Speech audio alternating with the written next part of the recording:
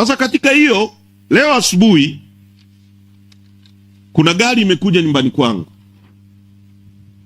namba T 318 EQJ, T 318 EQJ, Toyota Land Cruiser hadi top nyeupe. Na mimi na watu nimejipanga, tumeipiga picha, tumefuatilia zile namba sio za hiyo gari, na wamekuja pale wanaulizia Heche. Kwa Heche ni wapi? Hizo namba zimesajiliwa kwa Katapira,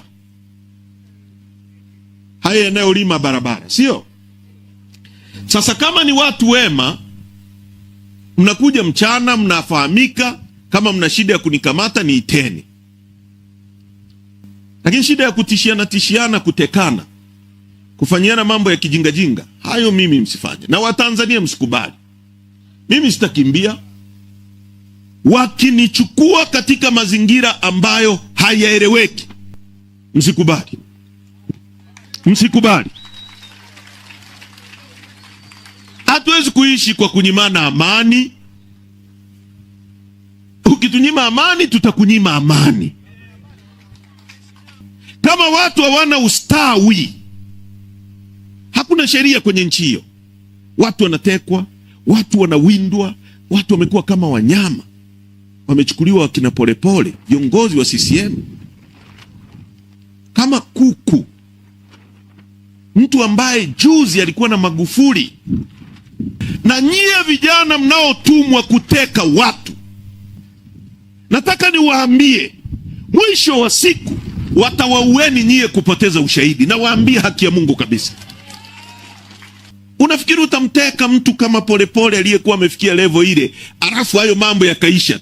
Ni rahisi tu. Zama hizi za teknolojia, watu watakuja watrace simu zilizoenda hapo, tutaangalia kwenye satellite, tutamuuliza tu RPC, hebu tuambie nani alienda pale? Oh, si nini?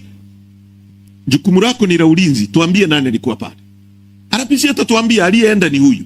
Huyu tulienda na huyu. Tutawakamata wote. Na mtatuambia nani aliyewatuma. Haiwezi kuisha hivi hivi. Damu za watu haziwezi kuchezewa hivi hivi.